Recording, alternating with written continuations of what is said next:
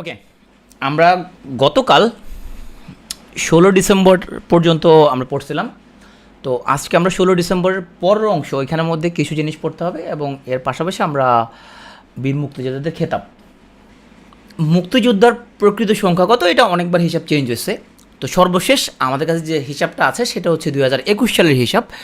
এটা হচ্ছে জাতীয় মুক্তিযোদ্ধা কাউন্সিলের সর্বশেষ হিসাব অনুযায়ী দেশে বর্তমানে মোট মুক্তিযোদ্ধার সংখ্যা 1,69,614 জন। আর প্রথমবারের মতো 12 জন প্রবাসী মুক্তিযোদ্ধা হিসেবে স্বীকৃতি লাভ করে। এখানেও আমরা যথারীতি যা কিছু পড়ব, তুমি এখান থেকে পরীক্ষায় একটা না একটা কোশ্চেন অবশ্যই পাবা। তো মুক্তিযুদ্ধে যারা বীরত্বপূর্ণ অবদান রাখলেন তাদেরকে আমরা কি খেতাব দিলাম, দেখো এখানে সর্বোচ্চ খেতাব হচ্ছে বীর শ্রেষ্ঠ, তারপরে বীরোত্তম, তারপরে বীর বিক্রম, তারপরে বীর প্রতীক। বীরশ্রেষ্ঠ 7 জন। বাকিগুলোর মধ্যে দেখো আমরা কিছু জিনিস মাইনাস করছে। বীরোত্তম লেগেছে 68 - 1, মানে 67। বীর বিক্রম 175 - 1, তার মানে 174। বীর প্রতীক 426 - 2, তার মানে 424 জন। এখন টোটাল 1, 1 এবং 2, মোট 4 জনকে এখানের মধ্যে বাদ দিয়ে দেওয়া হয়েছে। তো বীরত্ব সূচক খেতাবপ্রাপ্ত যারা, তাদেরকে 1992 সালে পদক এবং রিবন প্রদান করা হয়েছে। তো যে 4 জনকে বাদ দেওয়া হয়েছে এ হচ্ছে সে 4 জন, যার মধ্যে একজন হচ্ছে বীর বিক্রম, একজন হচ্ছে বীরোত্তম, একজন বীর বিক্রম, আর 2 জন হচ্ছেন বীর প্রতীক। এরা হচ্ছে 4 জন বঙ্গবন্ধুর খুনি, সেই জন্য ওদের খেতাবটা নিয়ে ফেলা হয়েছে। তাহলে আমরা এখন খেতাবপ্রাপ্ত মুক্তিযুদ্ধের সংখ্যা হচ্ছে, তাহলে আমাদের 1971 সালের মুক্তিযুদ্ধে অবদানের জন্য বীরশ্রেষ্ঠ 7, বীরোত্তম 67, বীর বিক্রম 174 এবং বীর প্রতীক 424 জন। আমরা সামনে আরও একজন বীরোত্তম পাব, যে বীরোত্তমকে আমরা সে কী জন্য বলি সেটা আমরা হচ্ছে এখন দেখব। তো দেখো এখানে খেতাবপ্রাপ্তদের মধ্যে সবচেয়ে বেশি তোমার হচ্ছে যে কোন বাহিনী, সেনাবাহিনী 288 জন, নৌবাহিনী 24 জন, বিমান বাহিনী 21 জন। প্রত্যেকটা তথ্য এখানে খুবই ইম্পর্ট্যান্ট। হ্যাঁ, আর বীরোত্তম যদি আমরা আলাদা করি তাহলে সেনাবাহিনী 48, নৌ থেকে 8, বিমান থেকে 6, আর বেসামরিক লোকজন হচ্ছে আরও 5 জন। তার মানে যারা গণবাহিনীর সদস্য যারা ছিল, যারা হচ্ছে যে যাদের আগে থেকে কোনো অস্ত্রশস্ত্র ট্রেনিং ছিল না, মুক্তিযুদ্ধের সময় যারা ট্রেনিং নিয়ে যুদ্ধ করছে, আমজনতা আর কি। যারা বীরশ্রেষ্ঠ যারা, তাদের মধ্যে যথারীতি সেনাবাহিনীর সংখ্যা বেশি। সেনাবাহিনী হচ্ছে এখানের মধ্যে 3 জন, নৌবাহিনী হচ্ছে 1 জন, বিমান বাহিনী হচ্ছে 1 জন, আর ইপিআর হচ্ছে 2 জন। এখানে আসো আমরা একটা কনফিউশন ক্লিয়ার করি। তাহলে একটু আগে আমরা বললাম যে মুক্তিযুদ্ধে বীরত্বের জন্য 1971 সালে মুক্তিযুদ্ধে বীরত্বের জন্য বীরোত্তম খেতাবপ্রাপ্ত যুদ্ধ হচ্ছে 67 জন। আগে 68 ছিল, 1 জন বাদ হয়ে গেছে। এর মধ্যে সেনাবাহিনীর 48 জন। কিন্তু যদি কোশ্চেন এরকম আসে যে বর্তমানে মোট বীরোত্তম কতজন, এখন মুক্তিযুদ্ধের জন্য 67, পরে 1975 সালের 15 আগস্ট সেনাবাহিনীর কিছু বিপদগামী অফিসার যখন বঙ্গবন্ধু বাড়িতে হামলা করতেছিল, তখন উনি ফোনে সাহায্য চাইলেন। তখন যিনি এগিয়ে আসছিলেন তার নাম হচ্ছে ব্রিগেডিয়ার জেনারেল জামিল উদ্দিন আহমেদ, যে জন্য ওনাকে 2010 সালে পুরস্কার হিসাবে মরণোত্তর বীরোত্তম খেতাব দেওয়া হয়। তাইলে উনি কর্নেল জামিল নামেই পরিচিত বেশিরভাগ। তাহলে আগের 67 আর 1975 সালের 15 আগস্ট বীরত্বপূর্ণ অবদানের জন্য কর্নেল জামিল সহ মোট হয়ে গেল 68 জন। এখন আসো সেনাবাহিনীর বীরোত্তম ছিল 48, তো কর্নেল জামিল নিজে যেহেতু সেনাবাহিনীর, তাহলে যদি প্রশ্ন আসে যে খেতাবপ্রাপ্ত সেনাবাহিনী বীরোত্তম কতজন, উত্তর হবে 49 জন। আচ্ছা, এখানে একটা ব্যাপার বলি। এখন আমরা যারা কোচিং সেন্টারে মাস্টারি করি, আমরা যত ক্রিটিক্যাল ওয়েতে অ্যানালাইসিস করে দেখাচ্ছি, তোমার কি ধারণা পিএসসির লোকজন এত ক্রিটিক্যাল অ্যানালাইসিস করে প্রশ্ন করে? দেখবে এই জন্য জিকেটা কঠিন করে ফেলে বেশিরভাগ কোচিংয়ের মাস্টাররা, যেটা এরকম আসলে এরকম, এরকম হলে এরকম। ভাই যে প্রশ্ন করবে উনি একজন বয়স্ক মানুষ, উনি এইসব হাবি যাবি ইয়া না করে, উনি দেখা যাবে উনি কোনো একটা বই খুলছে, বই খুলে এখানে প্রশ্ন একটা তুলে দিছে, হয়তো ইন্ডিয়ার ইউপিএসসি এক্সামটা কোশ্চেনটা খুলছে, খুলে প্রশ্নটা পাঁচরে তুলে দিছে। বেশিরভাগ তো তাই হয়, তাই না? পিএসসির একটা মেম্বার, ওনার বয়স হয়ে গেছে, উনি এসে এত ক্রিটিক্যাল জিনিসপত্র অ্যানালাইজ করবে নাকি? উনি একটা বই পুস্তক একটা খুলছে, হাতের কাছে একটা পাইছে, নীলক্ষেতে বই একটা নিয়ে আসে, ওইটা থেকে একটা কিছু কোশ্চেন তুলে দিচ্ছে, অথবা ইন্ডিয়ান সিভিল সার্ভিস এক্সাম থেকে কিছু কোশ্চেন পাইছে, ওখানে তুলে দিচ্ছে। বাস্তবতা এইটাই তো হয়। এখন পিএসসির লোকজন এত ক্রিটিক্যাল অ্যানালাইসিস করে তোমার প্রশ্ন করে না, সেই জন্য হচ্ছে ওই সঠিক উত্তর কোনটা এটা নিয়ে কোচিং সেন্টারের মাস্টাররা মারামারি করে, কিন্তু পিএসসি হয়তো ওই সঠিক আনসারকে পিএসসি কখনোই পাবলিশ করে না। হ্যাঁ, এই জন্য তোমাকে সবসময় অ্যালার্ট থাকতে হবে যে এখানে এক্স্যাক্টলি আমরা যতটুকু লিখছি অপশানের মধ্যে এগুলো তোমার নাও থাকতে পারে, অপশানে থাকতে পারে যে তোমার হচ্ছে যে, তবে হ্যাঁ এখানের মধ্যে এই জিনিসটা যে বিতর্ক থাকতে পারে এটা তো লোকজন জানে। মুক্তিযুদ্ধ বীরত্বের জন্য এখন বীরত্তম খেতাবপ্রাপ্ত তোমার হচ্ছে যে সে উত্তরের মধ্যে 67 আছে, এইখানের মধ্যে তোমার 69 আছে, আবার ধরো তোমার 62 বা অন্য কোনো একটা অপশান আছে, তখন তুমি ডেফিনেটলি এখানের মধ্যে আনসার দিবা 67 দিবা। আবার অপশান হচ্ছে তোমার 68 আছে, 69 আছে, 70 আছে, তোমার হচ্ছে 424 আছে, তখন তুমি এখানে 68 দিবা। তোমরা যেরকম ক্রিটিক্যালি চিন্তা করো, পিএসসি লোকজন এত ক্রিটিক্যালি এত চিন্তা করো না। এই জন্য একটা বিশেষ প্রিলিতে তোমার হচ্ছে যে মোট খেতাবপ্রাপ্ত মুক্তিযোদ্ধা এখন তো তোমার হচ্ছে যে 676 জন নাই, হ্যাঁ, এখন আছে 672 জন। এই 672 অপশানে ছিল না, কারণ প্রশ্ন যে করছে উনি বয়স্ক মানুষ, উনি আর এত অ্যানালাইজ করে না, 4 জনকে বাট্টার দিয়ে উনি এত ঝামেলার মধ্যে যায় না, উনি 676 অপশান দিয়ে দিচ্ছে, তাহলে এটাই উত্তর। এন এক্সাম হলে যদি আমি মারামারি করবো, আমি এখানের মধ্যে তোমার হচ্ছে যে কি 700 টাকা দিয়ে আমি দিলাম, এখানে ওইটা নাই কেন, ওইটা সঠিক থাকতে হবে ওইটা, এগুলো বলে লাভ হবে? এগুলো বললে তাহলে এত ক্রিটিক্যাল করে পিএসসি কখনো অ্যানালাইজ করে না। কোচিং সেন্টারের মাস্টাররা যেরকম ক্রিটিক্যাল বানায় গেলো সব কিছুকে। আশা করি তোমরা বিষয়টা বুঝতে পারছো যে এই বিতর্কগুলো যখন আসে তখন এখানের মধ্যে আমাদের কেন কিছু আমরা তোমার হচ্ছে যে একজ্যাক্ট সঠিক উত্তর নিয়ে বিতর্ক কোন কোন জায়গায় হয়। আর কর্নেল জামিলের কথা অলরেডি বলে ফেলছি যে 1975 সালের অভ্যুত্থানের সময় বঙ্গবন্ধুকে রক্ষা করতে গিয়ে উনি শহীদ হন এবং 2010 সালে ওনাকে মরণোত্তর বীরত্তম উপাধি দেওয়া হয়। তাইলে এখন এখানেও সেম জিনিস এখানের মধ্যে, এখন খেতাবপ্রাপ্ত বীর মুক্তিযোদ্ধা আমাদের তো 672 জন টোটাল, তাই না? অপশানে যদি 672 থাকে তুমি 672 উত্তর দিবা, 672 দিবা আনসার হিসেবে তুমি দিয়ে দিবা, কারণ এরা 1971 সালে মুক্তিযুদ্ধে অবদানের জন্য খেতাবটা পাইছিল 672 এখানের মধ্যে। হ্যাঁ, এন একটা ব্যাপার খেয়াল করো, এখন কর্নেল জামিল নিজেও কিন্তু মুক্তিযোদ্ধা ছিল, এখন সে যে বীরুত্তম টাইটেল পাইছে এটা মুক্তিযুদ্ধের জন্য পাই নাই, সে 75 সালে তার অবদানের জন্য পাইছিল, কিন্তু সেও তো একজন বীর যোদ্ধা ছিল 71 সালে, তখন তাকে যদি তুমি ক্যালকুলেট করো, তাকে নিয়ে যদি হিসাব করো, তাহলে 673 জনই হবে। তো তুমি আমার উপর আস্থা রাখতে পারো, পরীক্ষা কোনো 673 72 একসাথে থাকবে না অপশানে। আমার কথা বুঝতে পারছো? আর শুরুতে যে গ্যাজেটটা করছিলেন বঙ্গবন্ধু তখন 676 ছিল, ওখানে 4 জনকে বাদ করে দেওয়া হয়েছে। হ্যাঁ, তাহলে 71 সালে অবদানের জন্য 672। কর্নেল জামিল নিজেও তো একজন মুক্তিযোদ্ধা ছিলেন, কিন্তু মুক্তিযুদ্ধের জন্য পাই নাই সে, কিন্তু সে তো মুক্তিযোদ্ধা ছিল তো সে, তাই না? এখন আমি ধরো ডাক্তার শামসুল আরিফিন, আমি ডাক্তারি করি না, এখন যদি বলা হয় বাংলাদেশের ডাক্তারের সঙ্গে কত, আমাকে কাউন্ট করা হবে না নাকি বাদ দেওয়া হবে আমাকে? ভাই আমি ডাক্তারি করি না তো কিসে, আমি তো ডাক্তার, তাই না? এখন উনি মুক্তিযুদ্ধের জন্য পাই না, ঠিক আছে, কিন্তু উনি টাইটেলটা বীরত্তম উনি, এবং উনি বীর যোদ্ধা তো বটেই। তাহলে বীর যোদ্ধা যদি আমরা যদি তোমার খেতাবপ্রাপ্ত কারা সেখানে যদি কাউন্ট করি, সেখানে কিন্তু জামিলে চলে আসে, বাট সে 71 জন্য পাই নাই। এই বিষয়টা বুঝতে পারছো তোমরা? আর কিছু বলো না কেন, ইয়েস নো কিছু থেকে বলো না, বুঝতে পারছো? ঠিক আছে, ওকে। এই জন্য সঠিক উত্তর কোনো সঠিক উত্তর নাই কেন, এই যেগুলোর জন্য মারামারি করবে না। যদি কোনো কিছু বেশি কনফিউশন লাগে মনে মনে বলবে এটা পরীক্ষা আসবে না, বাদ, এটা ক্রস টানে চলে যাবা। ধরো তুমি দুইয়ের মধ্যে দুই রকম দেখতেছো, যে তোমার বেসিক বইতে একরকম লিখছে, এমপি থ্রিতে আরেকরকম লিখছে, তুমি ক্রস দিয়ে দিবা, কবে এটা পরীক্ষা আসবে না, এটা করে চলে যাবো, ওগুলোর গবেষণা করবে না, প্রচুর টাইম কিলো হয়ে গেছে এগুলো করতে গিয়ে। কারণ টোটাল 200টা প্রশ্নের মধ্যে এরকম জ্ঞানজাম মার্কেট জিনিস থাকতে পারে একটা বা দুইটা, ওই একটা বা দুইটার জন্য তোমার কোনো প্রিলি আটকাবে না, কিন্তু ওইগুলো নিয়ে বেশি গবেষণা করতে গেলে তোমার প্রচুর টাইম নষ্ট হবে। খেতাবপ্রাপ্ত বীর মুক্তিযোদ্ধাদের মধ্যে 2 জন নারী রয়েছেন, তাদের মধ্যে একজন হচ্ছে তারামন বিবি। এখানে সেক্টরের নাম্বার খুব গুরুত্বপূর্ণ, ওনারা কত নম্বর সেক্টরে যুদ্ধ করেন, এদের প্রশ্ন আসবে তারামন বিবি কত নম্বর সেক্টরে যুদ্ধ করে, খুব গুরুত্বপূর্ণ এগুলো। তারামন বিবি 11 নম্বর সেক্টর, আর ডক্টর সেতারা বেগম 2 নম্বর সেক্টর। তারামন বিবির ওনার জন্ম হচ্ছে কুড়িগ্রাম জেলায়, তো ওনারা যেহেতু খুব বিখ্যাত ব্যক্তি, ওনাদের জন্মস্থানটা একটু মনে রাখি আমরা, কুড়িগ্রাম জেলায় জন্ম ওনার, 11 নম্বর সেক্টরে। তারামন বিবিকে নিয়ে তোমার হচ্ছে যে আনিসুল হক একটা বই লিখে, বইয়ের নাম হচ্ছে তোমার বীর প্রতীকের খোঁজে। ডক্টর সেতারা বেগম উনি হচ্ছে কিশোরগঞ্জে জন্মগ্রহণ করেন এবং উনি যুদ্ধ করেন 2 নম্বর সেক্টরে। এই হচ্ছে তারামন বিবি, উনি 11 নম্বর সেক্টরে যুদ্ধ করে। আর ওনাকে নিয়ে আনিসুল হক একটা বই লিখে বীর প্রতীকের খোঁজে। ক্যাপ্টেন ডক্টর সেতারা বেগম উনি শুধু সর্বপ্রথম নারী বীর প্রতীক, তার মানে বিবির আগে ওনাকে স্বীকৃতি দেওয়া হয়েছে। তো উনি 2 নম্বর সেক্টরে যুদ্ধ করে জন্ম হচ্ছে কিশোরগঞ্জে। উনি ঢাকা মেডিকেল কলেজের K-22 ব্যাচের স্টুডেন্ট ছিলেন। এ হচ্ছে কাকুন বিবি, যিনি মুক্তিযুদ্ধে একজন বীর যোদ্ধা ছিলেন, একজন বীরাঙ্গনা ছিলেন এবং গুপ্তচর হিসেবে কাজ করতেন। উনি খাসিয়া সম্প্রদায়ে ওনার জন্ম, ওনার আসল নাম কাকুন হেঞ্জিতা।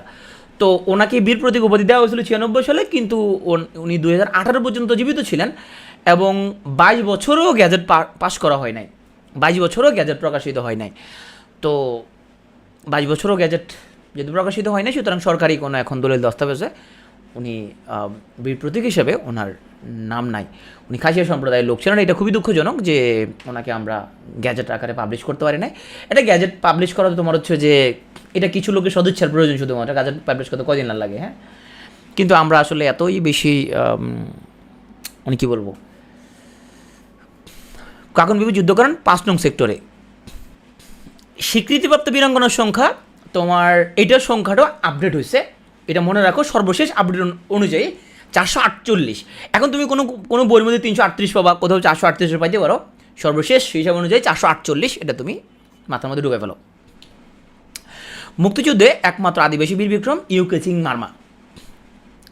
তো ইউকে চিং মার্মা উনি যুদ্ধ করেন 6 নম্বর সেক্টরে। এই সেক্টরগুলো খুব গুরুত্বপূর্ণ। তারামন বিবি 11 নম্বর সেক্টর, ডক্টর সেতারা বেগম হচ্ছে যে 2 নম্বর সেক্টর, তারপরে কাকুন বিবি হচ্ছে 5 নম্বর সেক্টর, আর ইউকে চিং মার্মা উনি 6 নম্বর সেক্টর। আর উনি তখন ইস্ট পাকিস্তান রাইফেলসের সদস্য ছিলেন। উনি মূলত হকি খেলোয়াড় ছিলেন। তোমরা জানো যে তোমার ডিফেন্সের বিভিন্ন তোমার যে তারা বিভিন্ন খেলোয়াড়দেরকে নেয়, তাদের হচ্ছে ফুটবলার, ক্রিকেটার, তারপর খেলোয়াড় কোটায়, সেখানে তারা হচ্ছে যে লোকজন রিক্রুট করে। তো ইউকে চিং মার্মা উনি ছিলেন মূলত হকি খেলোয়াড় এবং ইস্ট পাকিস্তান রাইফেলসে উনি চাকরি করতেন। আর বীর প্রতীক খেতাবপ্রাপ্ত একমাত্র বিদেশি মুক্তিযুদ্ধ হচ্ছেন WS ওডারল্যান্ড। WS ওডারল্যান্ড উনি হচ্ছেন অস্ট্রেলিয়ার নাগরিক, ওনার জন্ম হচ্ছে নেদারল্যান্ডে। আর উনি যুদ্ধের সময় বাটা কোম্পানিতে চাকরি করতেন এবং পাকিস্তানের অত্যাচারের মাত্রা দেখে উনি ক্ষুব্ধ হয়ে ওঠেন এবং উনি যুদ্ধে যোগ দেন। উনি যুদ্ধ করেন 2 নম্বর সেক্টরে। সর্বকনিষ্ঠ খেতাবপ্রাপ্ত মুক্তিযোদ্ধা ওনার নাম হচ্ছে শহীদুল ইসলাম লালু, উনি বীর প্রতীক খেতাব পান। আর শহীদুল ইসলাম লালু উনি যুদ্ধ করেন 11 নং সেক্টরে। এটা অলরেডি বলে ফেলছি যে মুক্তিযুদ্ধ বীরত্বের জন্য খেতাবপ্রাপ্ত বীরত্তম হলো 67, আর কিন্তু মোট খেতাবপ্রাপ্ত বীরত্তম হচ্ছে কর্নেল জামিল সহ 68। তাহলে তোমার একটা অ্যাসাইনমেন্ট হচ্ছে তুমি সুন্দর করে এখানে যে বিখ্যাত ব্যক্তিদের কথা বললাম, সেই বিখ্যাত ব্যক্তিদেরকে তুমি লিস্ট করে ফেলবা, যে শহীদুল ইসলাম লালু 11 নং, তারামন বিবিও কিন্তু 11 নং, WS ওডারল্যান্ড 2 নং, ক্যাপ্টেন ডক্টর সেতারা বেগম 2 নং, তারপরে তোমার ইউকে চিং মার্মা উনি হচ্ছে 6 নম্বর সেক্টর, তারপর হচ্ছে কাকুন বিবি ছিল 5 নম্বর সেক্টর। যারা বিখ্যাত ব্যক্তি তাদের সেক্টর নাম্বারটা মুখস্থ করবা। কাকুন বিবি দেখো, কাকন বিবি 5 অক্ষর আছে, 5 নম্বর সেক্টর, হ্যাঁ সন্তান এমনি বললাম আর কি। ইউকে চিং মার্মা 1 2 3 4 5 6 এমনি মনে রাখছি আর কি, আমি ভুলে যেতাম তো এমনি মনে রাখতাম আর কি। আমি যদি এটা কোনো টেকনিক না, আমার প্যাস লাগে যেত যে অনেক পরের পরে কে কত নাম্বার। আমি বলতাম যে সেতারা তো সে ডাক্তার, তো সে নিশ্চয় তখন বাটা কোম্পানি তখন তো খুবই, এই তোমরা দেখছো না জরিপের মধ্যে ডাক্তার দম্পতি যারা, তারা সবচেয়ে বেশি টাকা আয় করে, এক্সক্লুডিং আমি, কারণ আমি তো ডাক্তার দম্পতি না, আমি তো, আমার বউ তো ডাক্তার না, তাহলে আমি হচ্ছে বেশি টাকা আয় করি না। বাট যারা জামাই বউ দুজনে ডাক্তার, তারা বেশি টাকা আয় করে। তো সেতারা বেগম ডাক্তার, তো সে বাটা জুতা পড়তো, এই জন্য 2 নম্বর সেক্টরে। হ্যাঁ, শহীদুল ইসলাম লালু, ওনার নামে অক্ষর অনেক বেশি আছে, তো 11 নম্বর সেক্টর। তাও বয়সও মনে হয় ওনার, দেখতেও মনে তোমার না 11 বছর, আরও কম ছিল ওনার বয়স। তো বাংলাদেশের সব মানুষ মনে করে ডাক্তাররা মনে হচ্ছে অনেক টাকা পয়সা মালিক, না? সবাই ভাবে যে ডাক্তাররা অনেক টাকা পয়সা আয় করে।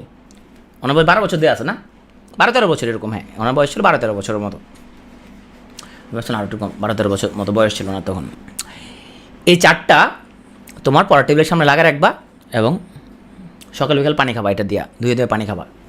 তো এটা পড়বা কীভাবে দেখো, আগে নামগুলো পড়ে ফেলো।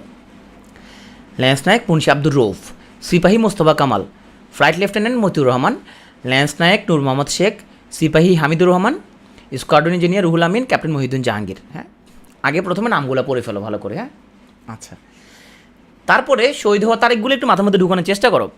দেখো সবার আগে মারা গেছে কে, সবার আগে মারা গেছে কে? মুন্সি আব্দুর রৌফ সবার আগে। আর সবার পরে মারা গেছে কে? ডিসেম্বর, জাস্ট দেশ স্বাধীন হওয়ার 2 দিন আগে, হ্যাঁ, মহিউদ্দিন জাহাঙ্গীর। তাইলে রৌফ আর হচ্ছে তোমার জাহাঙ্গীর। রৌফ সবার আগে, রৌফ সবার আগে, জাহাঙ্গীর সবার পরে মারা গেছে। তাহলে 2টা তারিখ অ্যাটলিস্ট মুখস্থ করতে পারছি আমরা, কারণ যুদ্ধ শুরু হয়েছে 26শে মার্চ, 8 এপ্রিল একজন মারা গেছে, আর যুদ্ধ শেষ হয়ে 2 দিন আগে একজন মারা গেছে। তাহলে 2জনের নামটা মুখস্থ করতে পারলাম আমরা। এপ্রিল মাসে 2জন শহীদ হয়েছে, অগাস্টে হচ্ছে যে 1জন, সেপ্টেম্বরে 1জন, অক্টোবরে 1জন, ডিসেম্বরে 2জন। তাহলে শুরুর এপ্রিল মাসেও 2জন, আবার যুদ্ধ শেষ হতে ডিসেম্বর মাসেও কিন্তু 2জন। এপ্রিল মাসের 8 এবং 18 তারিখ 2জন মারা যায়। 8 তারিখ মারা যায় আব্দুর রৌফ, আর 18 তারিখ মোস্তফা কামাল। তাহলে এপ্রিল মাসে 2জন আমরা নাম মুখস্থ হয়ে গেল। ডিসেম্বরের 2জন, রুহুল আমিন 10 তারিখ মারা যায়, আর মহিউদ্দিন জাহাঙ্গীর 14 তারিখ মারা যায়। তাহলে ডিসেম্বরের 2জন পড়ে ফেলছি, আমরা এপ্রিলের 2জন পড়ে ফেলছি, 4জন তো পারা শেষ আমাদের। হ্যাঁ, মে জুন জুলাই কেউ মারা যায় নাই। অগাস্টে মতিউর রহমান, সেপ্টেম্বরে নূর মোহাম্মদ শেখ, অক্টোবরে হামিদুর রহমান। তাহলে তুমি এখন মাস অনুযায়ী মোটামুটি তোমার মাথায় ঢুকছে এখানের মধ্যে কে কয় তারিখে মারা গেল। এই তারিখটা, এটা এই যে 8 এপ্রিলটা, কোনটা 8 এপ্রিল 18 এপ্রিল, এই তারিখগুলো নিয়ে তোমার হচ্ছে যে বিতর্ক কেন আছে, কারণ এখানের মধ্যে তোমার শহীদদের তাদের সঠিক তাদের যে মৃত্যু তারিখ এটা কোথাও তখন লিপিবদ্ধ করা হয় নাই। তাইলে এই জন্য তোমরা হচ্ছে যে একাধিক বইয়ের মধ্যে এক এক রকমের তুমি হচ্ছে যে কথাবার্তা দেখবা। কোনো কোনো বইয়ের মধ্যে বলা হয়েছে যে মোস্তফা কামাল উনি সবার আগে, কিন্তু মোটামুটি এখন এটা স্বীকৃত, সেটা হচ্ছে যে তোমার আব্দুর রৌফ তোমার হচ্ছে যে 8 এপ্রিল। এটা নিয়ে বিতর্ক ছিল কিছুদিন, আমরা সেটা নিয়ে স্লাইড রাখছিলাম, বাট স্লাইড আমি ডিলিট করে দিয়েছি। আব্দুর রৌফ সবার আগে। হ্যাঁ, এখন আসলে তোমার হচ্ছে জন্ম এখানের মধ্যে কে কোথায় সেটা আমরা একটু দেখি। তাহলে রৌফ ফরিদপুর, তাহলে রৌফ হচ্ছে ফরিদপুর। হ্যাঁ, রৌফ ফরিদপুর। কামাল ভোলা, তাহলে কামাল ভোলা। হ্যাঁ, মতিউর তার পৈতৃক নিবাস হলো নরসিংদীতে, জন্ম হলো তার ঢাকায়। ওকে, কোথাও কোথাও লিখছে জন্ম নরসিংদী, তাহলে যে পৈতৃক নিবাস যেহেতু নরসিংদীতে, অন্য কোনো অপশান যদি না থাকে তোমার, তখন তো তুমি নরসিংদী দাগাবা। নূর নরাইল। হামিদুর ঝিনাইদহ। রুহুল আমিন নোয়াখালী, আর জাহাঙ্গীর বরিশাল। তাহলে জাহাঙ্গীর বরিশাল। তাহলে রৌফ ফরিদপুর, কামাল ভোলা, ভোলা। হ্যাঁ, মতিউর নরসিংদী এবং জন্ম ঢাকায়। নূর নরাইল, হামিদুর ঝিনাইদহ, হামিদুর ঝিনাইদহ। রুহুল আমিন নোয়াখালী, আর জাহাঙ্গীর হচ্ছে বরিশাল। এখন আসো সেক্টর। এখানের মধ্যে আব্দুর রৌফুল 1 নম্বর সেক্টর, কামাল 2 নম্বর সেক্টর, মতিউর কোনো সেক্টর যুদ্ধ করে নেই, নূর মোহাম্মদ 8 নম্বর, হামিদুর 4 নম্বর, রুহুল আমিন 10 নম্বর সেক্টর, জাহাঙ্গীর হচ্ছে 7 নম্বর সেক্টর। রুহুল আমিন 2টা সেক্টরে যুদ্ধ করে। আমরা আসবো সামনে। এখন সমাহিত হওয়ার জায়গা, মিরপুর বুদ্ধিজীবী কবরস্থানে 2জন, দেখো মতিউর রহমান এবং হামিদুর রহমান, ওনাদের 2জনের ডেড বডি বাইরে থেকে নিয়ে আসা হয়েছে। তার মধ্যে মতিউরের ডেড বডি ছিল করাচিতে, হামিদুরের ডেড বডি ছিল ত্রিপুরায়। তাহলে 2জনের ডেড বডি বাংলাদেশে নিয়ে আসে, দেওয়া বসেছে আর কি। মতিউর গান হয়েছে 2006 সালে, হামিদুর গান হয়েছে 2007 সালে। এই 2জন তাহলে আমরা পড়ে ফেললাম। বাকিগুলো আসি আমরা। রৌফ হচ্ছে রাঙামাটি সমাহিত, এখানে সমাহিত হয়েছে, নানিয়াচর রাঙামাটি। মোস্তফা কামাল উনি সমাহিত হন ব্রাউনবাড়িয়াতে। মতিউর উনি যেহেতু বাংলাদেশ সীমানা পর্যন্ত আসে নাই, ওনার বিমানটা তার আগে বিধ্বস্ত হয়ে যায়, করাচির মাসরুর বিমান ঘাঁটিতে ওনাকে সমাহিত করা হয়। নূর মোহাম্মদ যশোরের শার্শা উপজেলায়, যশোরে। কারণ হামিদুর ওখানের মধ্যে উনি ত্রিপুরাতে ওখানে মারা যান, সেই জন্য ওনাকে ওখানে কবর দিয়ে দেওয়া হয়। এরকম হতে পারে যে উনি হয়তো ইনজুর্ড বেশি ছিল তখন, কারণ তখন তো ত্রিপুরা দিয়ে আইসে এখান দিয়ে কুমিল্লার দিক দিয়ে আসে ওনারা যুদ্ধ করতে পারতো। ওনারা তখন তো বর্ডার খোলা ছিল, হয়তো উনি এখানে অথবা যুদ্ধ করতেছিলেন ট্রিটমেন্টের জন্য, ওদিকে জানা আমি একজ্যাক্টলি জানি না যে ওনার তোমার হচ্ছে যে ট্রিটমেন্টটা ওখানে হচ্ছে কিনা, বা উনি, কারণ তখন তো বর্ডারটা খোলা ছিল, যে এখানে ইনজুর্ড হলো সে তো ওই দিক যে ট্রিটমেন্ট নিতে পারতো। রুহুল আমিন উনি হচ্ছে মারা যায় রূপসা নদীতে, খুলনা। মহিউদ্দিন জাহাঙ্গীর উনি মারা যান চাঁপাইনবাবগঞ্জ, ওনার কবর হচ্ছে চাঁপাইনবাবগঞ্জে। তাইলে মোটামুটি এই চার্টটা তুমি একটু অ্যানালাইসিস করে তুমি তোমার মাথার মধ্যে যেমন যেমন ঢুকাইতে পারবা, তুমি ওইভাবে তো তোমার মাথার মধ্যে তোমার ঢুকাও, বা যে যেমনি পারো মাথার মধ্যে ঢুকাইতে হবে এটা। তো এখানে আমরা একটা ছন্দ লিখছি, আজ হাজারো মোমে নূর জ্বলে। ভাই তুমি যে যেমনি পারে এমনি মুখস্থ করো। হ্যাঁ, তো বাংলাদেশের সীমানা হচ্ছে 1,47,570। হ্যাঁ, তো এখানের মধ্যে আমার 1, 4, 7 মনে থাকে, বাকিটা 10,208। তাহলে 1, 4, 7, 10,208। হ্যাঁ, তাহলে এখানের মধ্যে দেখো এই যে আজ হচ্ছে আব্দুর রৌফ, তাহলে 1 নাম্বার। হাজারো হা হচ্ছে হামিদুর, হামিদুর হচ্ছে 4 নাম্বার, হামিদুর 4 নাম্বার। যাতে Jahangir 7 number, Ruhul Amin 10 number, Mostafa Kamal 2 number, Motiur শূন্যমানি কোনো সেক্টর যুদ্ধ করেন নাই। হ্যাঁ, আর এর হচ্ছে যে নূর 8 নাম্বার। তো নূর হোসেন দিয়ে আমরা হচ্ছে একটা জিনিস বলছিলাম, বা যে যেমন মনে রাখতে পারো, নূর হোসেন নামক এক ব্যক্তিকে নিয়ে আমাদের ক্লাসে নূর হোসেন আছে নেই, নূর হোসেন ক্লাসে আছে, আমাদের আগে ক্লাসে একটা ছেলে ছিল নূর হোসেন, আজকে নূর হোসেন মনে ক্লাসে নাই। তো এই নূর হোসেন সে হচ্ছে যে 24,781 টাকা নিয়ে মরুতে সে চলে গেছে। তাহলে মোহাম্মদ নূর হোসেন সে 24,781 টাকা নিয়ে মরুতে সে চলে গেছে। তাহলে মোহাম্মদে এই ম দিয়ে হচ্ছে মোস্তফা কামাল, হা দিয়া হামিদুর, ম দিয়া মহিউদ্দিন জাহাঙ্গীর, নূর দিয়া নূর মোহাম্মদ শেখ, তারপর হচ্ছে তোমার এখানে এই র দিয়ে হচ্ছে রৌফ, আর এরপরে হচ্ছে আমাদের এগুলোতে কিছু নাই, এই মতে মতিউর, রতে হচ্ছে রুহুল আমিন। হ্যাঁ, মানুষজন অনেক কিছু বানাইছে আর কি, যে যেমন মনে রাখতে পারে। তো এই 24,781 তুমি সিরিয়ালি লেখো 24, 7, 8, 1। তাহলে মোস্তফা কামাল 2, হামিদুর 4, জাহাঙ্গীর 7, নূর মোহাম্মদ 8, রৌফ হচ্ছে 1, মতিউর কোনো সেক্টরে যুদ্ধ করে নাই। আর এখানের মধ্যে সর্বশেষ হচ্ছে রুহুল আমিন, উনি নৌবাহিনীতে ছিলেন, 10 নম্বর সেক্টরে যুদ্ধ করেন। প্রথমে শেষ শহীদ, রৌফ প্রথম, জাহাঙ্গীর শেষ। এই চারটা মোটামুটি মুখস্থ যখন হবে তোমার, যখন চারটা পুরোপুরি মুখস্থ হবে, এবার তুমি আলাদা আলাদা করে তুমি আরেকবার এদেরকে পড়ে ফেলো। তাহলে মুন্সি আব্দুর রৌফ, জন্মস্থান ফরিদপুর, ওনার পদবি ছিল ল্যান্স নায়েক, ইপিআর মানে ইস্ট পাকিস্তান রাইফেল, ইপিআর মানে ইস্ট পাকিস্তান রাইফেলস। হ্যাঁ, এখন যেটা তোমার বর্ডার গার্ড বাংলাদেশ বিজিবি, আগে যেটা বিডিআর ছিল আর কি, বাংলাদেশ রাইফেলস, পাকিস্তানের পিরিয়ডে ছিল ইস্ট পাকিস্তান রাইফেলস।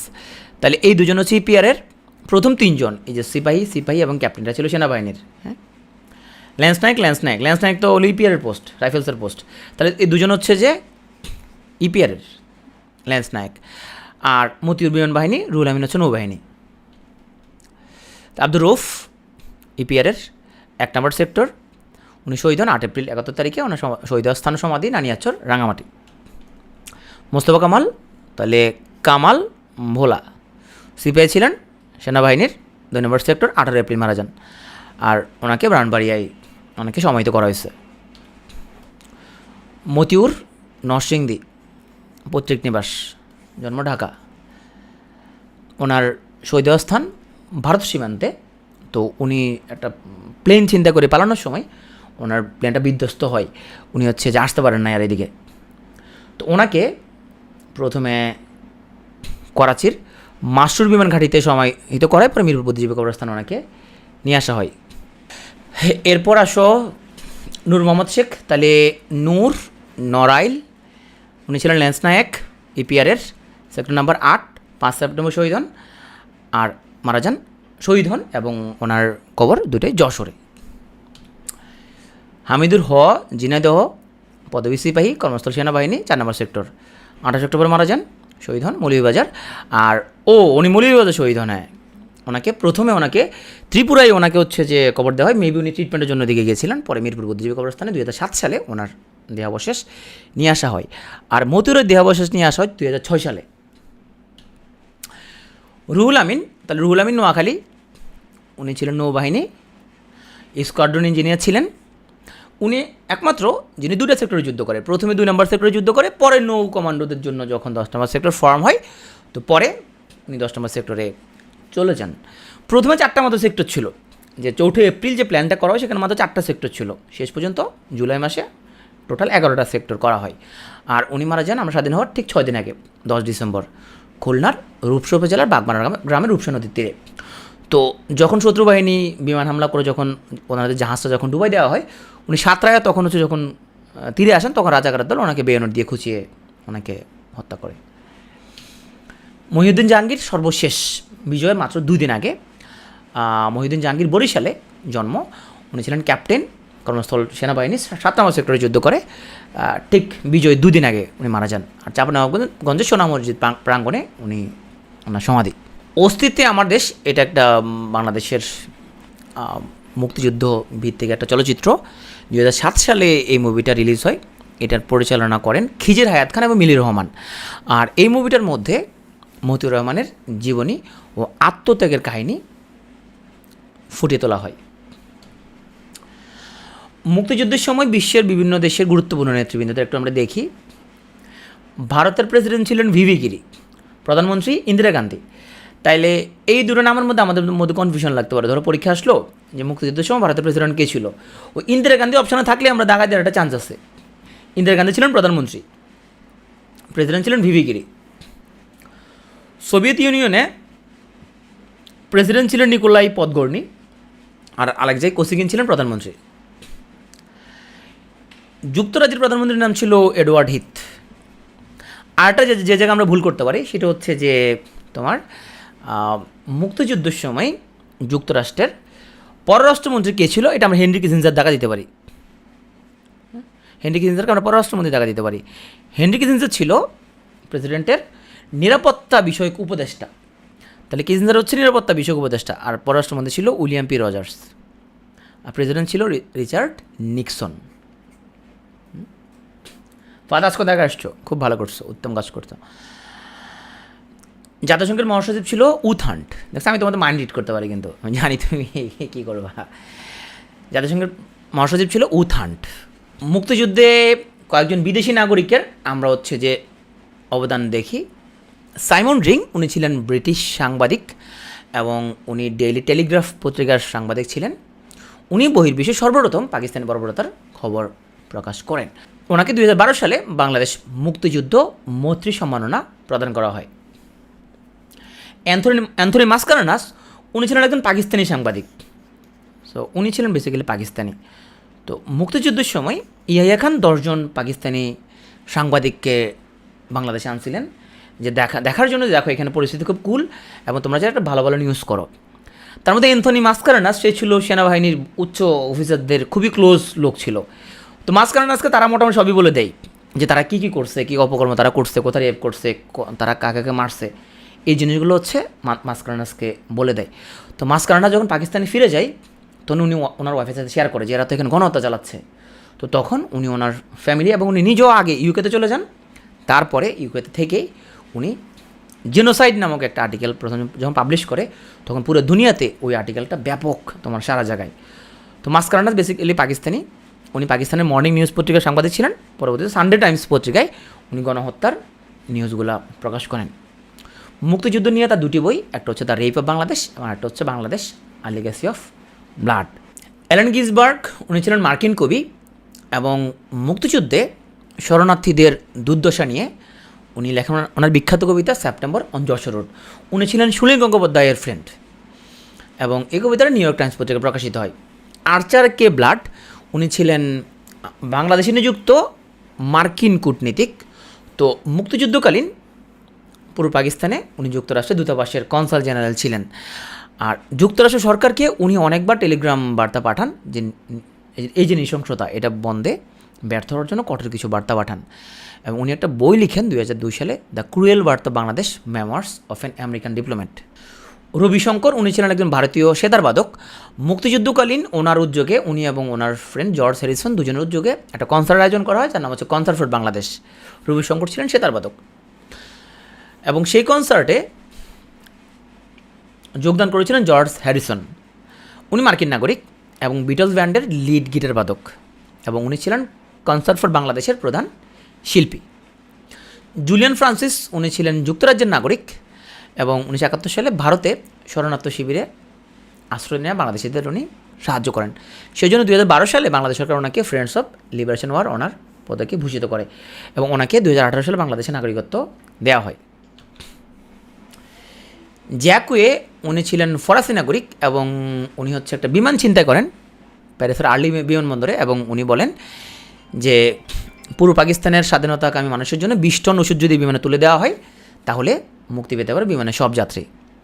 এই ঘটনা নিয়ে 1971 এবং কুয়ে নামক একটা চলচ্চিত্র নির্মিত হচ্ছে।